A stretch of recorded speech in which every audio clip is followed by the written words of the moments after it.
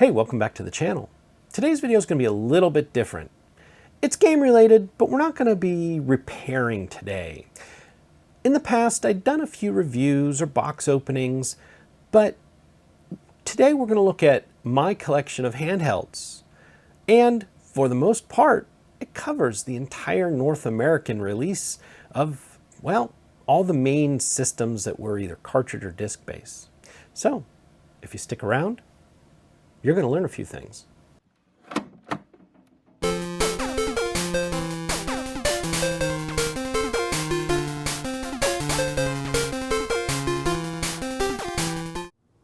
Hey, welcome back everyone. Today's video, like I was saying, is going to be different. I was thinking about making a video such as this for a while now, and I didn't know if I wanted to go ahead and to do it or not, but I had just recently a couple people tell me that they thought it would have been a good idea to go ahead and put out my collection of handhelds. So, as some of you know, I'm a handheld kind of gamer. I do have consoles and I do enjoy some of the other ones, but to be honest with you, I'm more of a collector than a gamer. And my main collection is at least one of every type of North American handheld. Now, there are some exceptions and a few tweaks to my base rules. My base rules were they had to come from one of the legit companies. So, you know, all the import and weird stuff that came along, that's not for me. Sony, Nintendo, you know, Sega and some of the others, the big boys. And we kind of kept it to that. So also they had to be cartridge based, so I wasn't, with one exception over there, I wasn't really interested in anything that was going to be a download only or a single type game. And that's really where the original cartridge idea came from. And so, and it had to be North American because I don't read Japanese, I don't read other languages, and I'm not, like I said, I'm not that much of a gamer, I'm a collector. So to collect the Japanese systems, first of all, just makes the collection that much bigger and harder to collect for, and will support games that I probably have no interest in because I wasn't big in anime and whatnot. So here you have it. This represents more or less, and I'm sure there's going to be somebody out there that will make down in the comments saying, you forgot this or you didn't do that. Hey, if you got something that I missed, let me know because maybe I need to add it to my collection. Or maybe there was a reason why I didn't collect for it. So here's the entire North American handheld portable. We're going to call it portable. How about that instead of just handheld? This is the North American handheld / portable collection. So as you can see, it starts with the Game Boy. This one came out in summer of '89, and this particular one is my actual Game Boy that I bought. And as you can see, it's unmodified. It's in very good condition, and all of these do this. The glue that holds these screens in will decay at some point, and they just fall out. I'm half tempted to clean the glue and put a new screen in it, but then again, this one doesn't get played. And as you may be able to see behind me, I have some of my collections that have IPS screens, and I have another Game Boy with an IPS. It's much nicer to play on. So, the unusual story on this, I actually bought this one when I was 19. I was working at a hobby store that happened to carry Nintendo, and I bought it probably in November of '89. And I brought it home. You know, I was 19 years old. My mom gave me grief for buying games and being a young adult. And needless to say, it sat around the living room and got played randomly. Well, between November and December, my mom got hooked on Tetris. She got hooked so much that I bought her one for Christmas after giving me grief. And over the years, her Game Boy got played so much that the small touch pads that are on the D-pad There's 2 little bars on each one. Hers are actually worn smooth on her original Game Boy, and that Game Boy's still sitting at her house today. One thing, we got some natural light going on. It may get bright and dim a little bit. You're gonna have to forgive me for that. I needed a different venue than the workshop. So from the Game Boy, there was one variant of this that was called the Play It Loud. It was still essentially this. They were unchanged. There was no specification changes. They were physically the same body, but they were in colors. They were trying to extend the life of the system. So you could get them in black and orange and red and blue and clear. And like I said, it wasn't anything different. It was just known as the Play It Loud version. But since this was so popular and other companies such as Sega were threatening to release a few things, Nintendo wanted to extend the life of the Game Boy. So over the years, one step back, part of this project was they wanted good battery life. They wanted at least 10 hours of gameplay, which they could do on 4 AA batteries, and back then they were carbon batteries. As alkaline batteries became more available and the pricing became better, that's when the Game Boy Pocket was released. So they went from 4 AA batteries, because now the alkalines in this went from 10 hours to over 40 hours of gameplay. They were able to take this, make it much smaller, as you can see. They had an improved screen, so it was no longer green and gray. It was actually black and white, or black and silver. And it was running on 2 AAA batteries, and this would still run for over 10 hours, which was their original goal. From there, Sega had come out with the Game Gear. Now, we'll get to that in a minute, but as most of you know, it had kind of a poor screen and really bad battery life. So, Nintendo came out with the Game Boy Color. This one came out in October of '98. So they ran for quite a while on the original Game Boy. Now, the original Game Boy Color could play all the original Game Boy games and the new Color games. But unlike Sega, they kept a reflective back screen. It was a little hard to see if the lighting wasn't quite right. If you got outside on a bright day but were under shade, the screen looked absolutely great, or in a brightly lit room. Otherwise, you had to have the light coming right over your shoulder, and you had to tilt the screen so it wasn't reflecting the lamp in your eyes. But it was a great system. From there, let's see. The next upgrade from there were the Advance. So the original Advance was still a reflective screen. They still didn't go to backlight, although this particular one is my IPS modded one. As you can see, they kept the flat design. And personally, this is my favorite Game Boy Advance to play. For bigger hands, you can grip it and the screen's in the middle, and it feels a lot nicer than the thin SP. Which brings us to the next Advance in line, the SP. So they went to a new clamshell design, and they did this because they were being pushed to actually produce this. And they knew they weren't going to get it out in time. So they made the SP. The SP came with a front lit screen, which was better than the original no lit screen, but it still wasn't great. Looked a little washed out. And over the years, before the death of the SP, they actually did they call it the 101 version with a backlit screen. Much nicer, much brighter. This particular one is a 101, and in this collection, I have to say this one's actually borrowed. I have an SP somewhere, and I think one of my kids was playing it. I couldn't find it this morning, so this one actually came up from the shop. This is like I said, this is a 101, and it came here for service. The other thing is, I knew I had more than one SP. The other one got dissected to build that, which I'll link the video up here. All right, from the Game Boy Advance SP, we go to the DS family.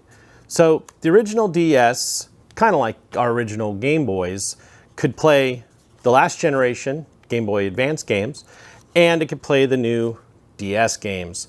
This particular DS came to me back when nobody was really collecting these. It is absolutely perfectly mint. There's not a single scuff or scratch in it, and I only paid $15. Specimens like this would go well over $100 these days. And I'm glad to have this one in my collection. But the DS came out to fight Sega. It was always a fight with Sega. And there's actually some interesting tidbits in that. There's one story about the Game Boy Color that they went to Sharp or Citizen or one of those companies to make the screen, and they basically just used them to get a price, and then they went back to their original supplier to get the price they wanted. And later on, all the original drawings and technical specifications became the Game Gear for Sega. There might have been some backdoor stuff happening, which there are some videos out on the internet about it, and it's real interesting to watch. But we'll get to that one in a minute. So from there, we spawned the DS family. The next one in line would be the DS Lite. So it was a slightly smaller version, a little thinner. And here's another one that came to me in almost pristine condition. There's no scuffs or scratches in the screens, just a little bit of wear on the triggers. So this one, like all the Lites, could play the advanced and our DS games. And it was just a more robust design, could fit in your pocket a little easier. And of course, this unusual lime green, didn't know it existed. Either did Carrie over at Warp Zone until it walked into his shop. And he, knowing that I'm a handheld collector, decided to make me a deal on it. So our DS family started back in, basically for the holiday season in 2004. And you might be thinking, what's this little guy here that I skipped over? We'll get to that. So, like I said, this came out in 2004. You had two big screens that were backlit, had touch sensor capability on the bottom. The games were really interesting. But in September of 2005, Nintendo, trying to extend the life of the Game Boy Advance, because these were selling at the same time. These were $129, as I believe, and the 101 was $99. So it was a little bit less expensive. So in 2005, Nintendo came out with the Game Boy Advanced Micro. It's a backlit screen, it's bright, hey, there's even a charge in it. It's bright and it's crisp. Downside is it's small. Hey, you got Zelda in it. This was a huge flop. And 95 seems to be the year of the flop for Nintendo. So, like I said, this was the last hurrah, but it was a very nice system. It was a metal shell, rechargeable battery. These faceplates were designed to be interchangeable. You put a couple pins in here, it lifts off. Matter of fact, the original ones came with multiple faceplates. Nobody bought these because why would you buy this teeny little backlit screen when you could buy this big screen? Which brings me to my next point for any collector. Don't buy the thing that's popular. Don't buy special editions, unless you like them. Buy the thing nobody's buying. Because in 10 or 15 years, that's what everybody's going to want to add to their collection, and they'll pay for it. So, needless to say, the price on micros has gotten silly. These things in poor condition sell for way more than they sold for originally. A clean version like this is probably pushing close to $200 these days.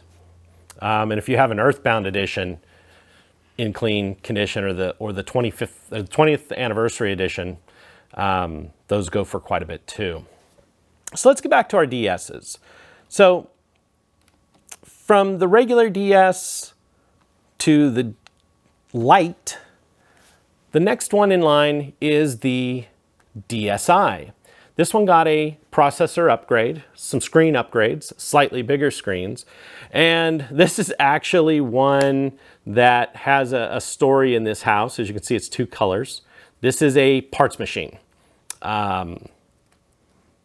We don't have to get into the whole story, but it was repaired, and at the time the only parts I could find were some pink parts because the hinge was broken and the ribbon was ripped.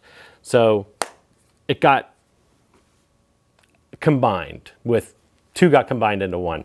So the big change for this is they finally added a camera, which also added some internal software that used the camera for some of the gameplay. Also, with the new processor, there were a few DSi only games, and they were easy to find because instead of it being a black cartridge, they were a white cartridge. I unfortunately do not have any of the DSi only games, just because the collectors have made them expensive. So the one next to it is a DSi XL. This is another one that came into my collection a few years back, and it is in absolute perfect condition. A lot of times the adults would have bought the bigger version, and with adults taking care of them, they stayed in nice shape. As you can see, the screens are much bigger. And that's more or less the only difference, is the screen size and the body size. It's no longer really a pocket system, but it was easier to see, it was nicer to play on. So from the DSi's, we finally come into our 3DS's. The 3DS's had the capability of a stereoscopic screen that needed no glasses. Now, on a personal note, I didn't care about this one. I thought the 3D was kind of bad, although I do like 3D. I didn't own one of these until later, and it was just because I wanted to add them to my collections. So here again, this one came into my collection in very nice condition. This one actually came from Warp Zone, and I get a lot of my systems, more recently I've gotten a lot of my systems through him. Things come through the door, he knows what I'm looking for, and he holds them for me. And so the big thing here too was, as you can see, there's two cameras, and this would actually take 3D pictures, which is a really interesting thing. Not only can you, after you take the picture, can you view the 3D on your screen here, you can actually save them and look at them on any 3D capable device. So if you had a 3D TV, when you put the pictures up, you could see the 3D in the glasses. If you have a VR system, you could look at the 3D pictures in your VR system. So it was a very interesting thing, and they didn't lock down the picture side of things. So just like with the DSi, they had the 3DS and the 3DS XL. As you can see, this is the Super Smash Bros. Edition. And same thing, same processor, just bigger screens. From there, we got the new 3DS. And even though these are old now, they're still called the new 3DS. This is a special edition Mario. It's probably very hard to see, but the faceplate front and back is embossed with Mario. And one thing they did with this one is they made it so these panels were interchangeable. They were, for a while, you could buy different ones at the store, and you could personalize it. So they added, the big difference between the original 3DS and the new 3DS is they added a small infrared sensor to the internal camera. And what it does is it actually tracks your eyes. So one of the main problems with this is you had to sit with it exactly 12 inches from your face, and you had to be centered up, and you had to sit there and hold it. Otherwise, the 3D didn't work. This one, you have a range, so maybe from 10 to 14 inches, so normal playing distance. But if your head moves back and forth a little bit, or you're bouncing around, or you're just, getting excited pushing the buttons, it actually tracks your eyes, and the 3D was very stable. And it made this particular one just fun to play. The other things they added were a second set of trigger buttons and what they call the C-stick. So this is actually a joystick, but it's pressure sensitive. So anybody that's used like an IBM laptop, anywhere from, heck, the late 2000s and on, they've always had that little stick in the middle that was your mouse, and it was a pressure sensitive joystick. It's not used in a lot of games, but in things like Luigi's Mansion, that's your camera button, and you can move it around. And here again, just like the other generation, you have the Excel. This is the one, out of all of these systems, if you want to play some of the best games that they had put out, arguably the best games they've put out, this is the one to play it on. They ported a lot of the games from like N64 over to it. So Ocarina of Time, this is the system to play it on. A Link Between Worlds, this is the system to play it on, because you can actually play the games in 3D and enjoy them. And fun fact that most of you probably are aware of, Luigi's Mansion, the original GameCube version that they ported over to here was already a 3D game. So the port was pretty easy. They didn't have to generate the 3D graphics. Originally, the GameCube was going to have an add-on 3D screen because Nintendo was so fascinated with 3D. Unfortunately, they were never able to do it because it was going to be cost prohibitive. All right, so that covers all our 3D models. Now, 3D wasn't for everyone, and of course, adding that top screen did make it expensive. The last version of the 3DS XL was $250 new, and it didn't even come with a charger. You had to buy your own charger. That was one of the downfalls, I think, of the system, that these guys shared a charger, this one has its own charger, then everything else used the same charger. All these guys use the same charger. And they figured that if you were buying a 3DS or one of the new ones, that you had a charger from your other systems. Thing is, if you sell your old system, you gotta give the charger with it. But I guess it was a way to help keep costs down. The next way they kept costs down was to bring out the 2DS. So this is a 2DS XL, and this happens to be my Pokemon edition one. These have gotten ridiculous in price. I have the box, and it's generally kept in it. These are pushing well over $700 these days, and originally they were, $160. So this is essentially the same as the new 3DS XL. It's got the C-stick, but it doesn't have the 3D top screen. That's pretty much the only difference. But for even a larger price reduction, they created the flat 2DS. It could still take 3D pictures, but you couldn't look at them on the screen. This particular one, I had to buy my daughter a 3DS, and I traded her for her 2DS. So that's why it's got the stickers on it. But these are great systems. The only downfall with them now is they're only worth about $70. And this screen in here is not actually two screens, it's one big screen. So if you ever break that screen, unfortunately, it's not cost effective to replace it because the parts themselves are over $60. If you can do the work yourself, sure, change the screen, but you may be able to just find another one for $60 or $70 anyway that works. So that was a 2DS that it plays all the 3DS games, just like this guy, but it's only in 2D. Now, we'll get to this one in a second. As everybody knows, we have the Switch.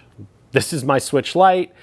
A lot of the games are fun. It's modern. I don't need to tell you much about it just because it's the new system. And of course, I have my day one Switch over here on the TV stand. So that covers the majority of the, what I'm going to call standard Nintendo handheld systems. So we need to take a step back. like I said, 95 was a kind of a flop year for Nintendo. They released our Game Boy Micro, but they also released the Virtual Boy that nobody wanted. And I'm gonna, here's a personal story. It was the same thing with this. Why did I want this when this is the new one? So I didn't buy one of these until later on. I remember going into K&B Toys.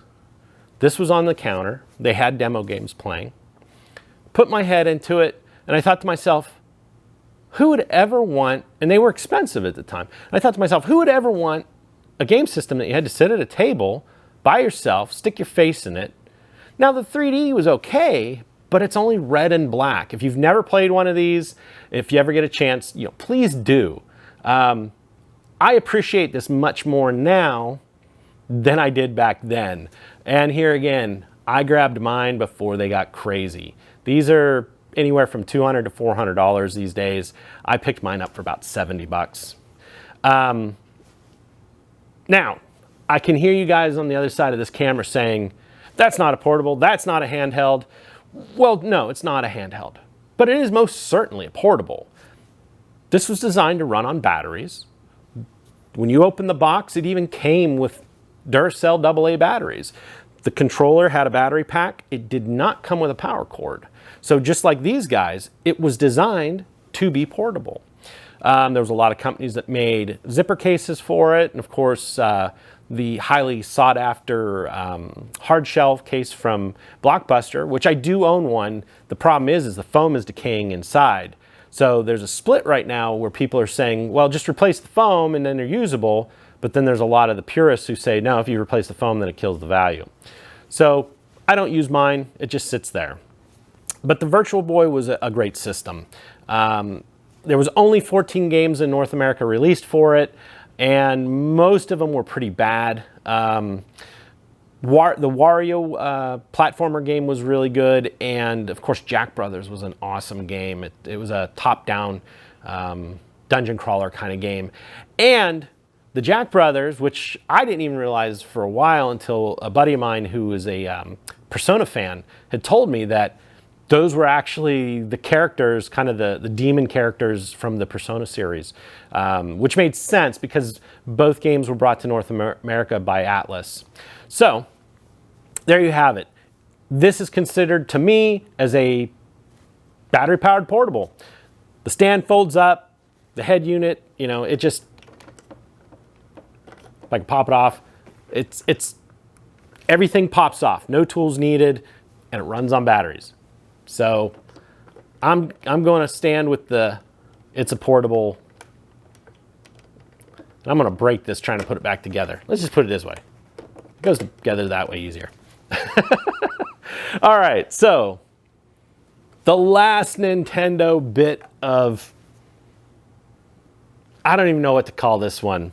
Now, Nintendo released a few other things. There was a little Pokemon one that was like a pedometer and whatnot.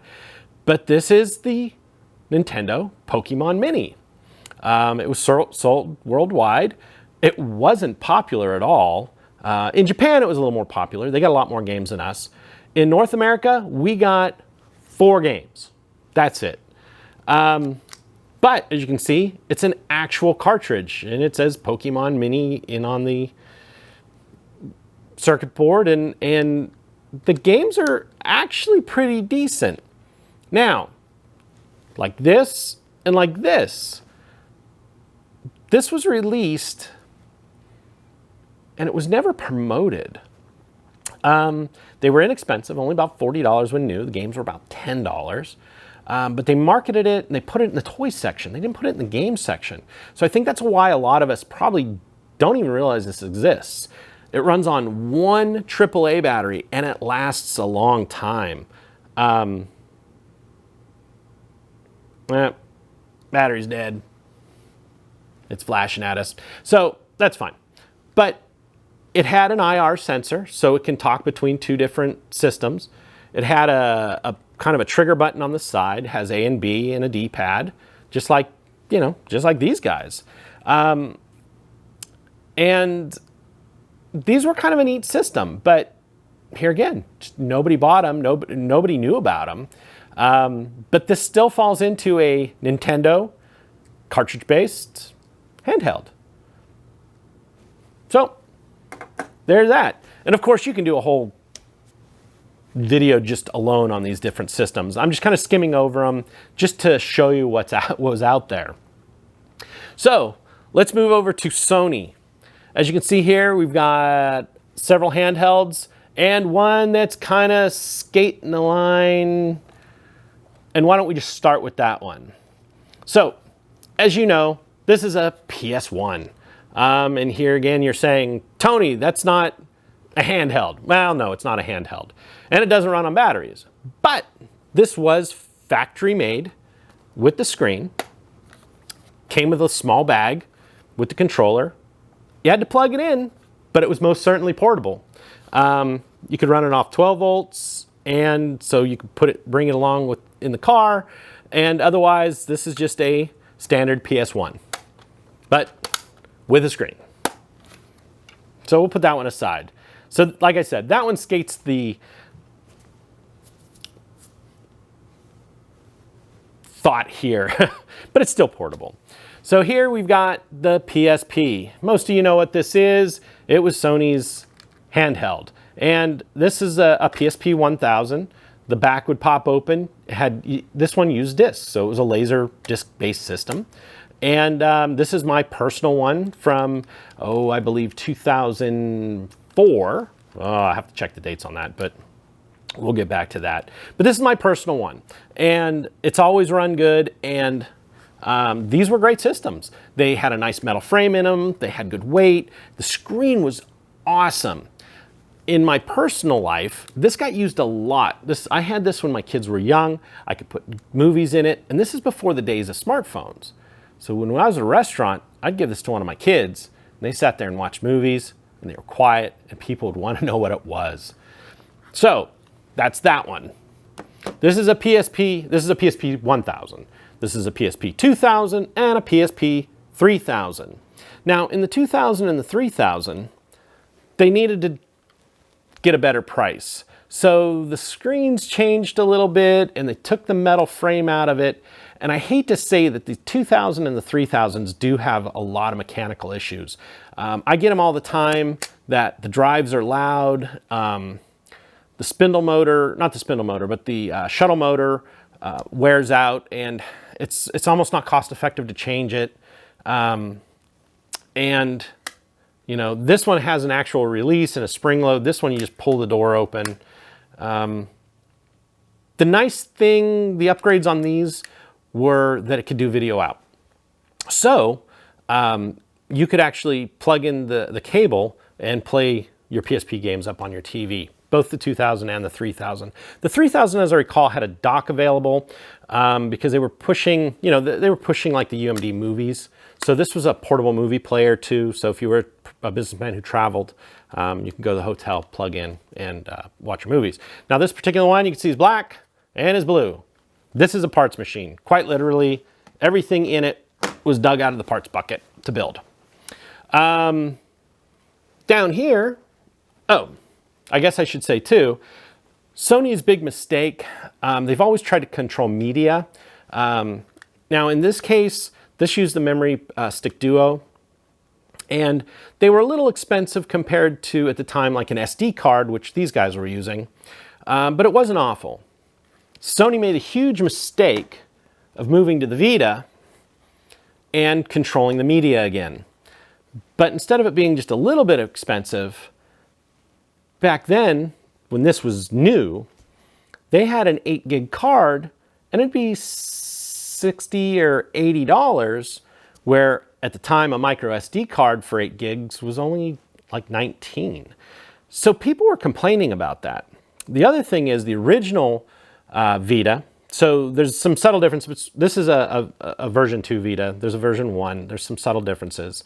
Most of it just has to do with internal memory and the way the data port connects. But the original Vita had no internal memory. They were selling them for $250. And at the time, you could buy a PlayStation 4 for $299 that came with a 500 gig hard drive.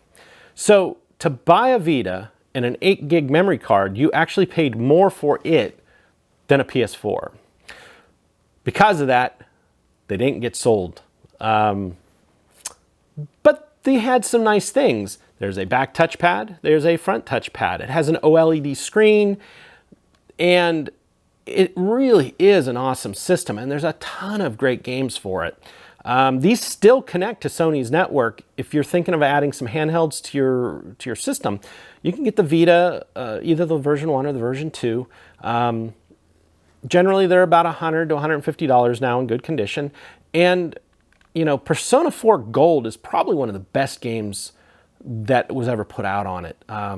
If you like adventure series, it's a great game. Also, with the PSPs and the Vita, these were companions to a PlayStation 3, and this is the companion for the PS4. And right now there are some rumors that there is a companion for the PS5 that may come to life. There's no set hard info on it, but they're talking about it. All right, there's something I skipped over. This is the PSP Go. Now, this kind of is another one like this that's skating the line. This is absolutely 100% a portable, battery-powered, pocket-sized, has the flip-up screen so you can get to your D-pad and your joystick. And when you closed it, the battery happens to, it's either powered down or the battery's dead. When you close the screen, normally it would have just like a clock. And of course it was designed with a little cradle so you could set it next to your bed. And the battery life was pretty good. The problem was with the PSP, or the Go, very few people bought this because it was download only. It was a huge flop. You know, the PSP was a great system. And they sold a lot of them. The Vita was kind of a flop, but the PSP was quite popular. But the Go was not, because people who had games for these already had no reason to buy this one because they couldn't play their games in it. And as far as I know, at least at the beginning, Sony didn't offer any kind of transfer or credits to get your games over. So it was like basically like buying a whole new system, but it was still the same spec as these guys. This one's in my collection just because it recently just got into my collection. Here again, it showed up at Warp Zone. He gave me a good deal on it. So it is a portable, but it's not cartridge or disc based. And but it came in. Now, the last bit of Sony handheld. This is a pocket station. All right. This one here again skates that line. These never officially came into North America. But there were 4 games in North America that in the instruction manuals talk about it.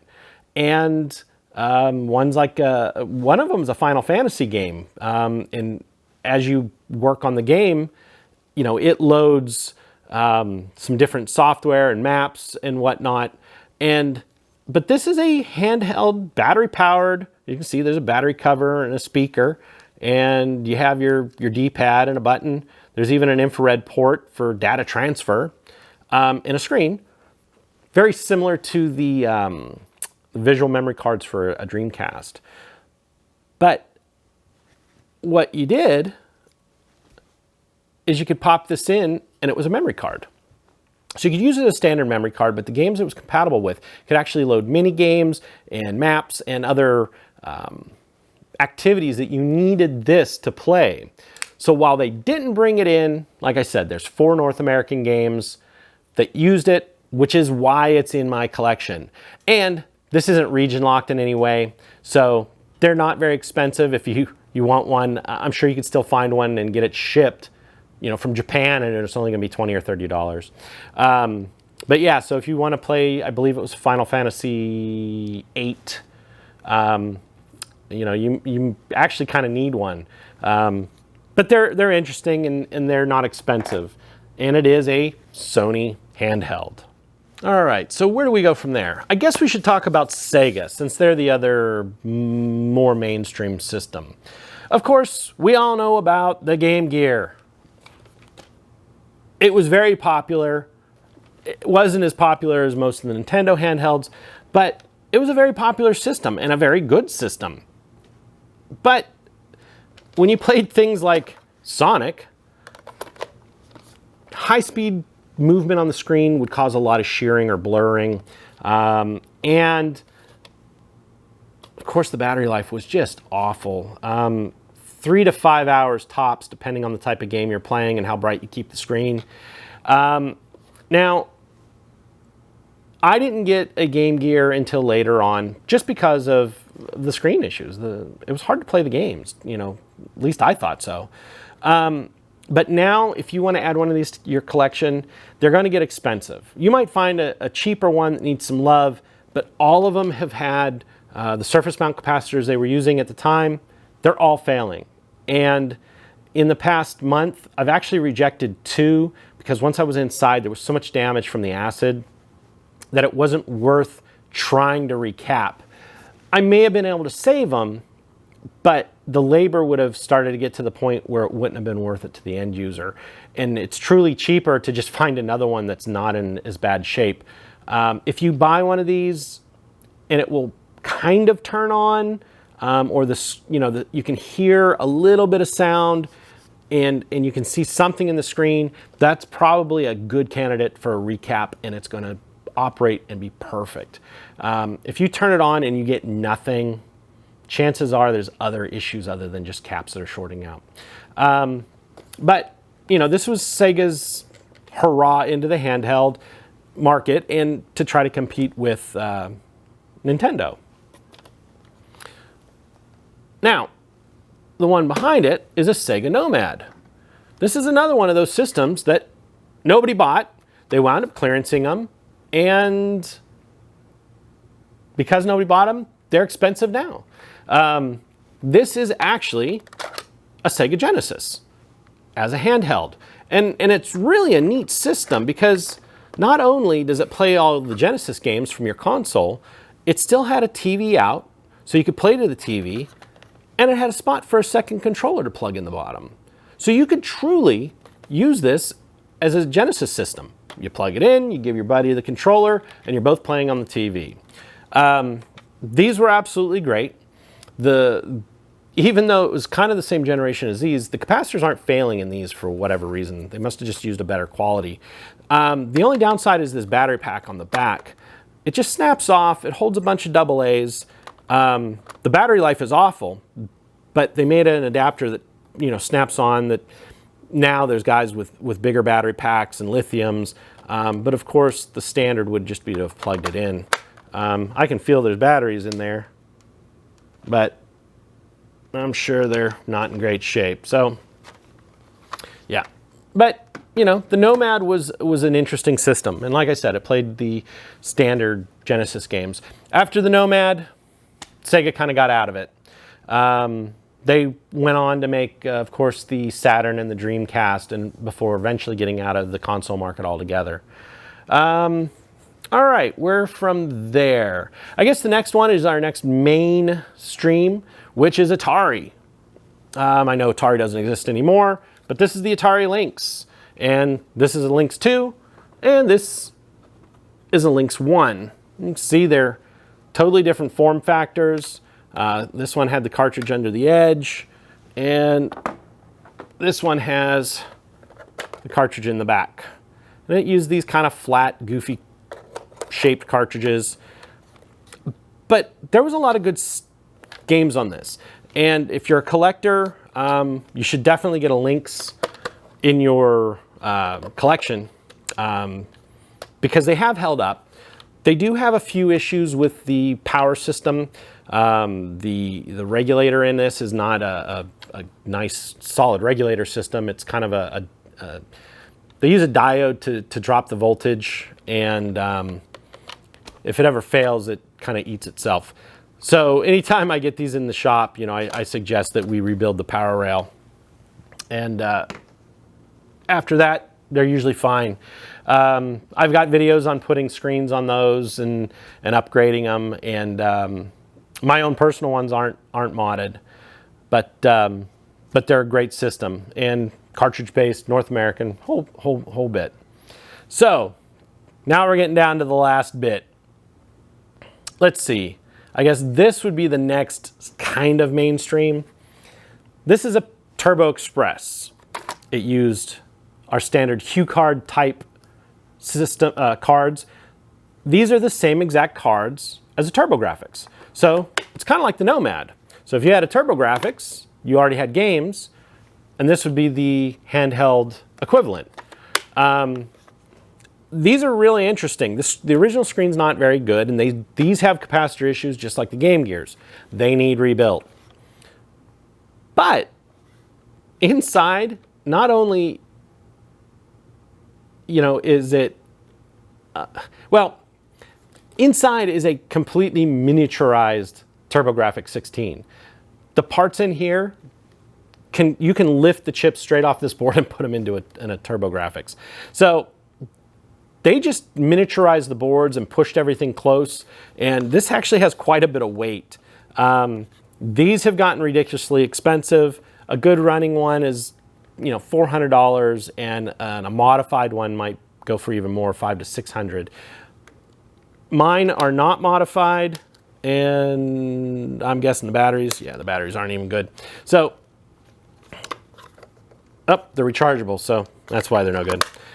But yeah, so this is great, and of course you have games like Alien Crush, and it's a pinball game, and the TurboGrafx was just kind of a less known system, along with its counterpart, the Turbo Express. And this comes back to, if something comes out and nobody's buying it, that's the one you want to buy, because that's what the collectors are going to want. And the final, what I'm going to call legitimate system, is a Neo Geo Pocket Color. Now, Neo Geo was huge, or SNK was huge over in Japan, and we had a ton of the SNK stuff in arcades. Matter of fact, I've got one of the big ones, consoles, to work on downstairs. But they brought this to America for, I don't know if it even made it a year. And I was unaware that they actually, it was so limited in where it was released. It wasn't even released all through the United States. It was just the big cities, New York, Chicago, LA, that kind of stuff. So it was harder to find in different places. But, they did release it here, and there's a handful of games, cartridge-based, just like any of the other systems. And they're kind of all the games on this are very typical for 90s arcade. It's a lot of fighting games, a lot of shoot 'em ups, that kind of stuff. But, so there you have it. All right. For the last bit of this is going to be the honorable mentions. And one of them is way down in that corner. And this guy is a Tiger Gamecom. This is just awful. And it's funny because Tiger tried. Okay, as you know, Tiger is that company that always made the cheap, they were always in a blister pack, and it was just the segmented LCD, it's like the games almost from the 70s and early 80s. But they kept making them, through the 2000 era. And Tiger still makes toys now, and some electronics toys. But like I said, they really tried with this, but I think they pushed it out too fast, and that's why it was a big failure. It was a touchscreen, had a stylus, and it had a touchscreen. It actually even had a modem adapter, so you could get online. So it's a serial ports up here. And it actually had 2 cartridge slots. All the games are awful, but they have 2 slots. One of the things I find interesting with this is they had games like Resident Evil and Sonic and Mortal Kombat. But and I think they had, it was either Wolfenstein or Doom, or one of those two. What do I got in here right now? Lights Out and Frogger. But the games, when they ported them over, they were licensed. They were officially licensed. But when they ported them over, they were so bad that some of them were broken. I know, like with the Sonic game, one of the levels you can't complete as Sonic because they took another game and chopped a section of it out because they needed to lose data. So you have to play it as Tails so you can fly up to the top of a cliff to keep going to finish the level. Mortal Kombat, as I recall, they called it just like kick fighting. They didn't call it. It was Mortal Kombat. But, it's kind of gained the nickname of Kick Fighter because all you have to do is stand there and kick at the other guy, at the computer, because he can't get close enough. And it's just amazing how some of the games are broke. We'll boot this one up.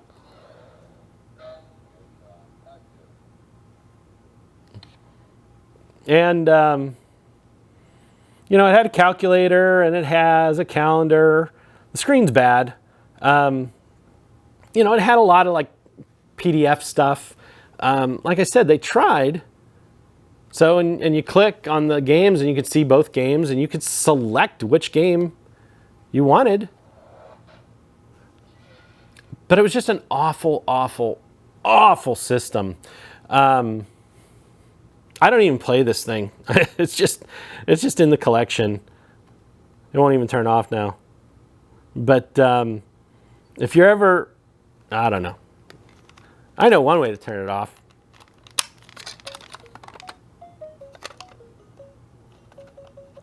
That's one way to turn it off. Oh, it's going to keep talking. I'm just going to take one of the batteries out. Okay. Let's move on. So that one comes under the category of honorable mention. I was never planning on putting that in my collection, although it does fall into the category of Tiger is kind of mainstream and it's cartridge based and it's a legit system. But to me, I always saw it as just a toy. But I came across that. I think I paid $50 for it and a dozen games. So I thought, for that price, I'm going to add it to my collection. Now, the other one, the last two honorable mentions are Hyperkin. This is the Superboy. It's not a bad system. It's got a good screen, rechargeable battery. This is a Super Nintendo. It's obviously an import. It's not from Nintendo. But it can have TV out, and you can plug OE controllers right into it and play your games. It's a good way to play, because I'm a handheld guy. I want to play some of the games just sitting around. So this wasn't an awful system. The big problem with them is the actual cartridge port. A little dusty.